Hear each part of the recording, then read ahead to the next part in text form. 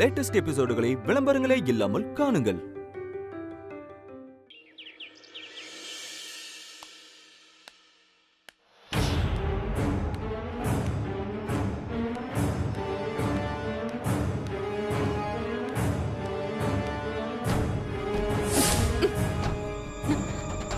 என்ன பண்ற? குடு. ஏய் குடு வித்யா. என்ன பண்ற நீ? குடு. குடு.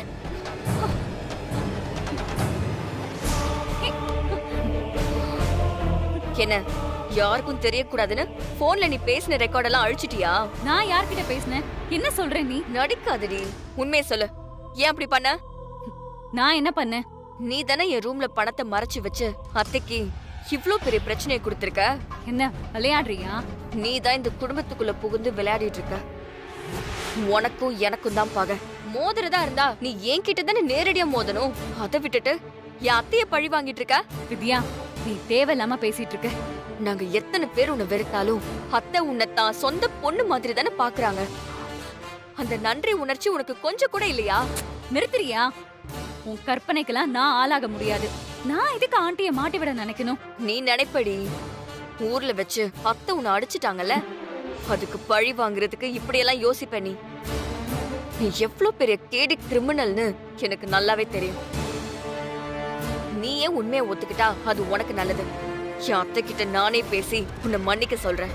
நான் கண்டுபிடிச்சேனே வெய்ய உன்னை தலைகீழ கட்டி தொங்க விட்டுருவேன். என்ன மிரட்டுறியா? கண்டிப்பா செய்வேன். என் அத்தைக்காக நான் எந்த எல்லைக்கும் போவேன். அவங்க கௌரவத்துக்கு முன்னாடி நீ எல்லாம் எனக்கு ஒரு ஆளே இல்ல. அன்பா சொல்லும் போதே தப்ப ஒத்துக்க, இல்லன்னா நான் ஒத்துக்க வைப்பேன். அமெரிக்கால இருக்கானே உன் புருஷன் ஜான், அவனை நேர்ல வர வச்சு உன்னை சந்தி சிரிக்க வச்சிருவேன். உனக்கு இன்னும் 10 நிமிஷம் தான் டைம். அதுக்குள்ள நீயே கீழே வந்து உண்மையை ஒத்துக்கோ.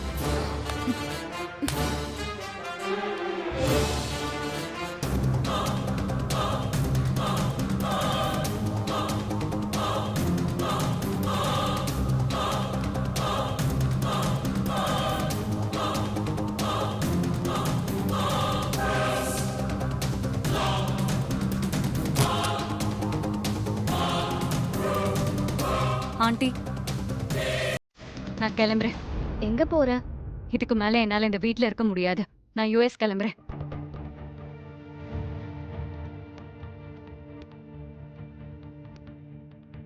ஆண்டி, நீங்க நீங்க எனக்கு எவ்வளவு முக்கியம். ஏன் அப்பா அம்மாவை விட ஒரு பெரிய இடத்துல நான் உங்களை வச்சு பார்த்துட்டு இருக்கேன். உங்களுக்கு இப்படி ஒரு நிலைமை வந்ததை நினைச்சு நான் அவ்வளவு ஃபீல் பண்ணிட்டு இருக்கேன் ஆண்டி. உங்களை எப்படியாவது இந்த கேஸ்ல இருந்து காப்பாத்த முடியுமா? இல்ல அந்த தப்ப நானே ஏத்துட்டு ஜெயிலுக்கு போலாமான்னு கூட யோசிக்கிறேன். நீங்க ஒரு வார்த்தை சொன்னா நான் இப்பவே தப்ப ஒத்துக்கிட்டு ஜெயிலுக்கு போக தயாரா தான் இருக்கேன். ஆனா பிரீத்தி, என்னாச்சு பிரீத்தி? நான் தான் அந்த பணத்தை வாணி ரூம்ல வச்சு உங்களை இந்த கேஸ்ல மாட்டி விட்டேன்னு வாணி சொல்றா ஆண்டி.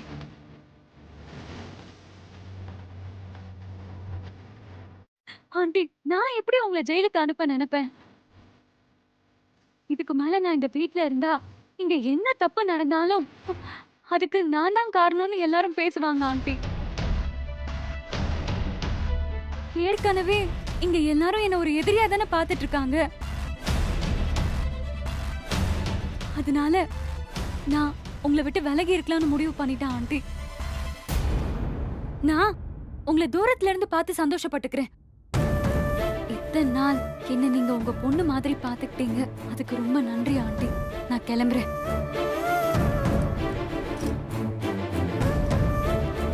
நில்லு.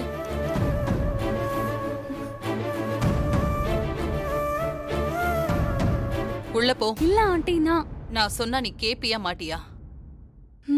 கேப்பேன் ஆண்டி. அப்ப உள்ள போ. ஏன் இப்படி பண்ற வாணி? இல்லம்மா, இவ போதும். இவ இத செஞ்சிருக்க மாட்டா. எனக்கு பிரீத்திய பத்தி நல்லா தெரியும். பிரீத்தியை நீ இந்த அளவுக்கு நம்பாத வேதா. நீ நினைக்கிற மாதிரி இவ ரொம்ப நல்லவெல்லாம் இல்ல. ஆரம்பத்துல இருந்தே உங்க யாருக்குமே பிரீத்திய பிடிக்கல. அதனாலதான் எப்பவுமே அவள சந்தேகமாவே பாக்குறீங்க. அவ எனக்கு துரோகம் பண்ண மாட்டா.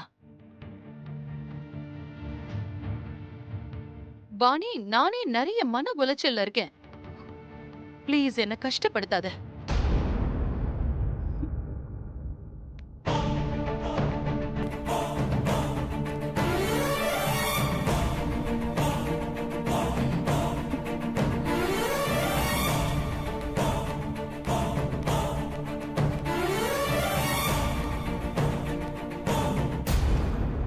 ஒருவேளை பிரீத்தியே இதை செஞ்சிருந்தாலும் அதுக்கு நமக்கு ஸ்ட்ராங்கான ஆதாரம் வேணும் வித்யா. இல்லைன்னா அம்மாவும் நம்ப மாட்டாங்க. விசாரணை கமிஷனில் நம்மளால பதில் சொல்லவும் முடியாது. நாளை காலையில 10 மணிக்கெல்லாம் அம்மா விசாரணை கமிஷன்ல ஆஜராகி விளக்கம் கொடுக்கணும். அவங்க மேல தப்பில்லைன்னு நிரூபிக்கணும். அது மட்டும் முடியலன்னா எடே, அப்படிலாம் எதுவும் நடக்காது. கண்டிப்பா அவ ப்ரூவ் பண்ணுவா. அவ நேர்மையை நிரூபிச்சு காட்டுவா.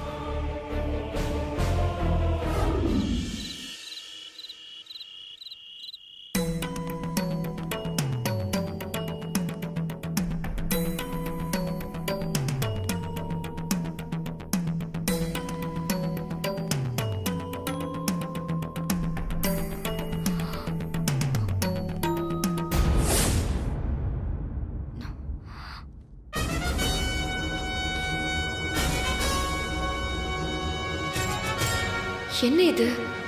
புது பேக்ல மாட்டிருக்க அட்டை மாதிரி இருக்கு.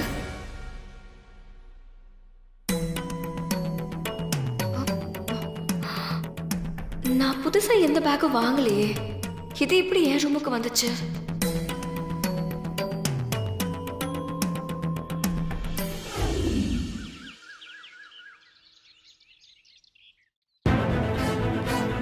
வேதா, வேதா நில்லு. சார், விசாரணைக்கு மேடம் மட்டும் தான் வரணும், நீங்க யாரும் வரக்கூடாது. ஏன் வரக்கூடாது சார்? அது நான் மட்டும் போறேன். எல்லாரும் வீட்லயே வெயிட் பண்ணுங்க.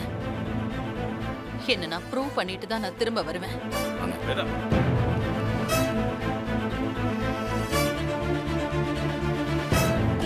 டேய் பாருடா, இந்த அம்மா தான்டா. ஹலோ, யார் நீங்க? உங்களுக்கு என்ன வேணும்? ஒன்றும் இல்லை சார், சும்மா தான் சார். இங்கெல்லாம் நிற்கக்கூடாது, முதல்ல கிளம்புங்க. என்னங்க, எங்களை மாதிரி சாதாரணமான ஆளுங்க உங்களை மாதிரி பணம் மட்டுமே பெருசுன்னு நினைக்கிற பணக்காரங்க வீட்டு வாசல்ல நிக்க கூடாதுதான். ஏன் சார் இப்படி பணம் பணம்னு அலையுறீங்க? என்னடா இவ்வளவு பணத்தை சேர்த்து வச்சு அப்படி என்னதான் சார் சாதிக்க போறீங்க? டேய், யாரா நீ? எதுக்கு தேவையில்லாம பேசிட்டு இருக்க? இந்த அம்மாவை ஊர்ல ஏதோ சாமி மாதிரி பேசினாங்க. ஆனா படிக்க வர்ற பசங்க கிட்ட ஃபீஸுக்கு மேல ஃபீஸா வாங்கி கவர்மெண்ட்டுக்கு கணக்கு கூட காட்டாம பணத்தை சேர்த்து வச்சிருக்காங்க. ஆனா ஒண்ணு சார், பல நாள் திருடன் ஒரு நாள் மாட்டுவான்றது சரிதான். இன்னைக்கு மாட்டிக்கிட்டாங்கல்ல. என் அத்தைய பத்தி தப்பா பேசின நீ யாரு என்னன்னு கூட பார்க்க மாட்டேன். உண்மையை சொன்னா ஏமா இவ்வளவு கோவப்படுற? எத்தனை பேரு ரத்தம் சிந்தின காசோ படிப்ப காரணமா காட்டி கறந்திருப்பீங்கல்ல. அந்த பாவம் தான் இன்னைக்கு இந்த அம்மாவை ஜெயிலுக்கு அனுப்ப போகுது. என்னையா பேசுற? அண்ணா சஞ்சய், நில்றா. இன்னொரு வார்த்தை தப்பா பேசின கொன்னுடுவோம். என்ன சார் மேல கை வைக்கிறீங்க? உங்க ஸ்கூல் மாதிரி அநியாயம் முடிச்ச ஸ்கூல்ல தான் என் பிள்ளையும் படிச்சுட்டு இருக்கு சார். எல்கேஜிக்கு 50,000 ரூபாய் ஃபீஸ் வாங்குறாங்க சார். கட்டலைன்னா பிள்ளைய வாசல்ல நிறுத்துறான். உங்கள மாதிரி ஆளுங்க தான் இந்த நிலைமையை உருவாக்கி வச்சிருக்கீங்க. அதான் கடவுளே கூலி கொடுத்துட்டாரு. உங்க அம்மா மட்டும் இல்ல, இல்லாதவங்க கிட்ட படிப்பை காரணமா காட்டி அத காசாக்க நினைக்கிறவன் நல்லா இருக்க மாட்டான் சார். எங்க சொல்லிட்டே இருக்க. சஞ்சய், என் மேல விழுந்த கலங்கத்தை துடைக்கிற வரைக்கும் இந்த மாதிரி பேச்செல்லாம் நாம கேட்டுதான் ஆகணும். அதை விட்டுட்டு பதிலுக்கு நாம பிரச்சனை பண்ணக்கூடாது. உள்ள போ. இல்ல, இந்த ஆளு உள்ள போன்னு சொன்னேன். வாப்பா, வா. என்னையா நீ?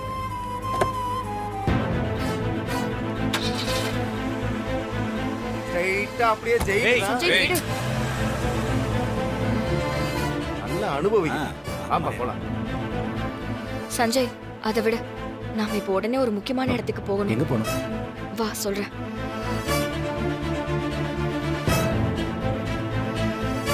வாங்கப்பா.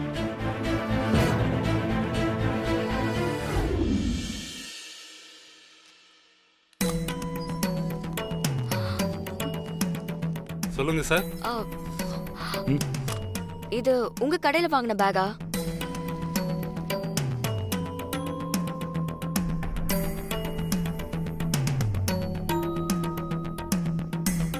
ஆமா.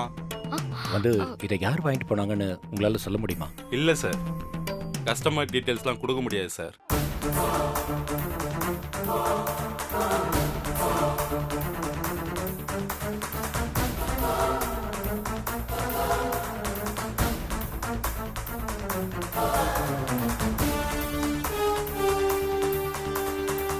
என்ன சார் உங்க கூட பெரிய பிரச்சனையா போச்சு? கொஞ்சம் பார்த்து சொல்லுங்க சார் ப்ளீஸ். சரி, ஒரு நிமிஷம் வெயிட் பண்ணுங்க.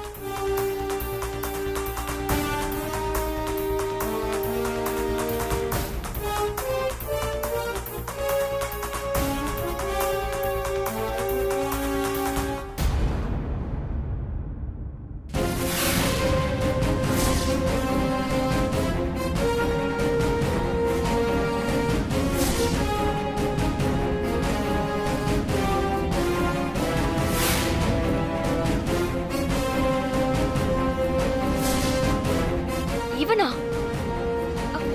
என்னால நம்பவே முடியல சஞ்சய். இவனை நான் சும்மா விட போறதில்ல. ரொம்ப நன்றிண்ணா.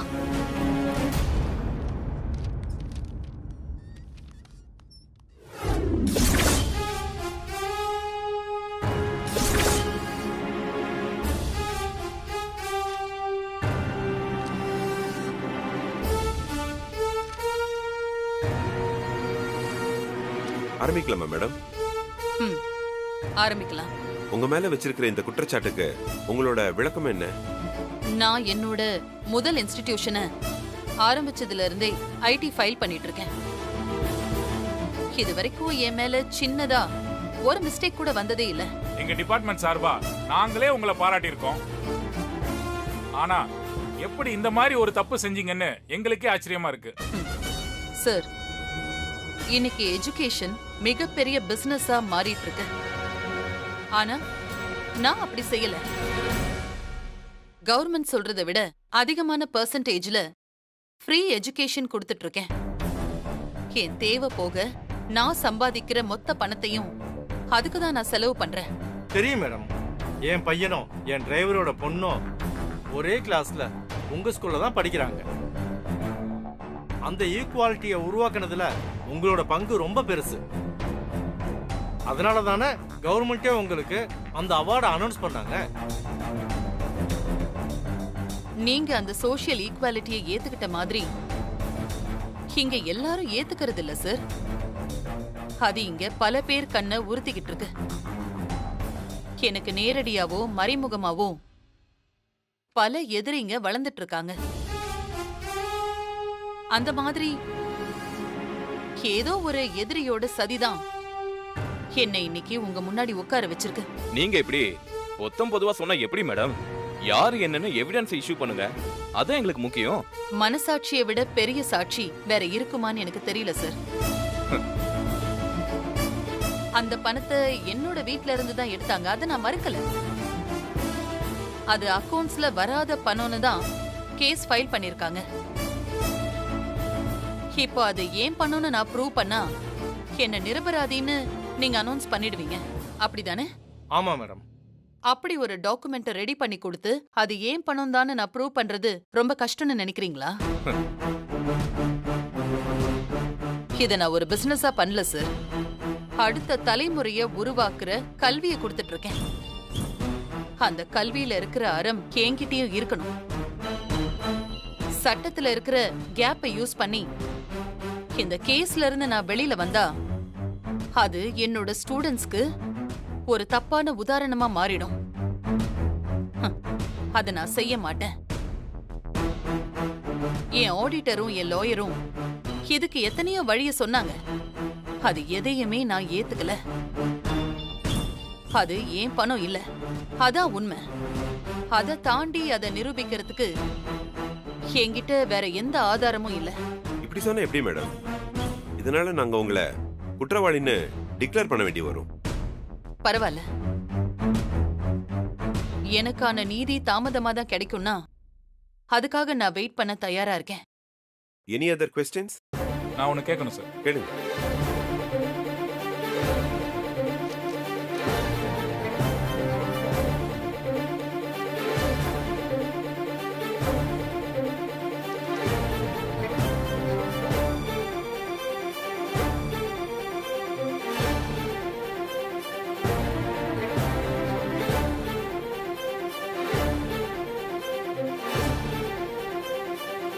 இதுவரை நாங்க எத்தனையோ பேரை இங்க உட்கார வச்சு கேள்வி கேட்டிருக்கோம் மேடம். ஆனா உங்களை மாதிரி தெளிவா ஆன்சர் பண்றவங்கள இதுவரை யாரையும் நாங்க பார்த்ததே இல்லை. அந்த 5 கோடி ரூபாவை தவிர மத்த எல்லா டாக்குமெண்ட்ஸுக்கும் உங்ககிட்ட கிளியரான பதில் இருக்கு. நீங்க டவுட்டே ஆகல. பர்சனலா என்கிட்ட கேட்டீங்கன்னா உங்களுக்கு அந்த 5 கோடியை மறைச்சு வைக்க வேண்டிய அவசியமே இல்லை. இதுக்கு பின்னாடி வேற ஏதோ ட்ராப் இருக்கிறதா எனக்கு தெரியுது. பட் சார், நமக்கு எவிடன்ஸ் தான் சார் முக்கியம். இது கணக்குல வராத பணம். இவங்க வீட்ல இருந்து தான் இதை எடுத்திருக்கோம். இப்ப வரைக்கும் அந்த பணத்துக்கான எந்த சோர்ஸையும் இவங்க காட்டவே இல்லை. அப்படி இருக்கும்போது இவங்களை குற்றவாளி அறிவிக்கிறத தவிர நம்மளுக்கு வேற என்ன ஆப்ஷன் சார் இருக்கு? Sorry madam.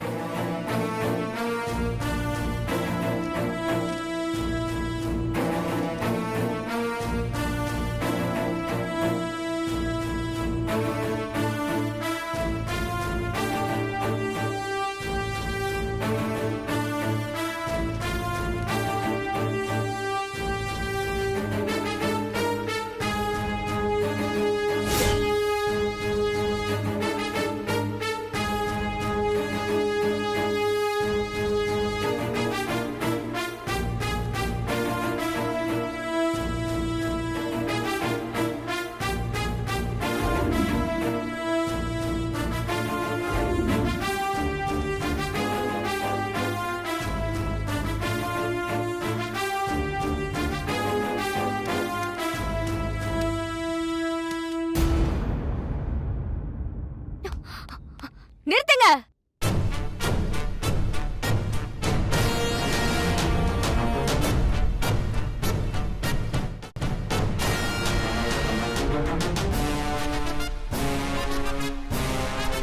மா, அதுல கையெழுத்து போடாதீங்க.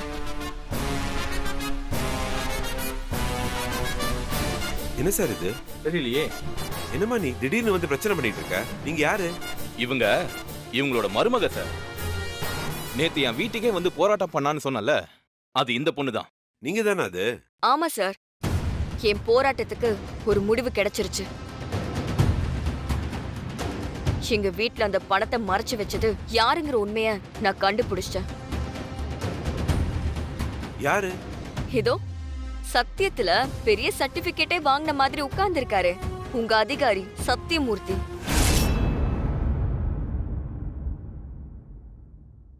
இவருதான் எங்க வீட்ல அந்த பணத்தை கொண்டு வந்து வச்சிருக்காரு.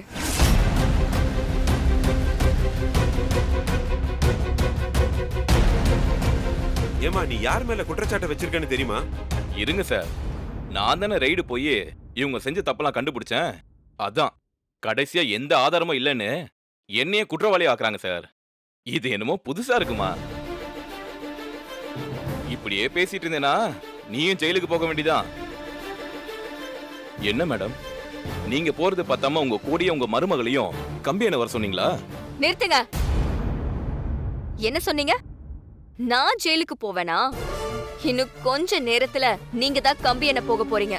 மேடம், இவர் எங்க ஹையர் ஆபீசர், மரியாதையா பேசுங்க. யாரா வேணா இருக்கட்டும் சார், மரியாதைங்கிறது நீங்க உட்கார்ந்து இருக்கிற பதவிக்கு கொடுக்கறது இல்ல, அந்த பதவியில இருந்து நீங்க செய்யற வேலைக்கு கொடுக்கறது. இவட மாதிரி ஆளுங்களுக்கெல்லாம் இப்படிதான் மரியாதை கொடுக்க முடியும். ஏய், கையறக்க வெட்டி வீசிர போற. சஞ்சய்,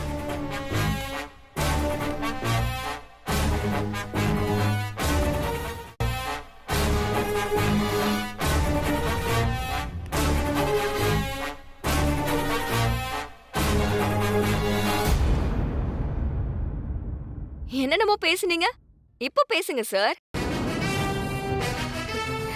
நீங்க பேச வேணாம், இவர் பேசுவாரு. பேசுங்க சார். மேடம், இன்கம் டாக்ஸ் ரெய்டில் நானும் கூட வந்திருந்தேன். சாரா எனக்கு ரொம்ப வருஷமா தெரியும். இவர் என்கிட்ட ஒரு பேக் நிறைய பணத்தை கொடுத்து ரைட் நடக்கும்போது கேப்ல யாருக்கும் தெரியாம அந்த வீட்டில் ஏதாவது ஒரு ரூம்ல வச்சிட சொன்னார்.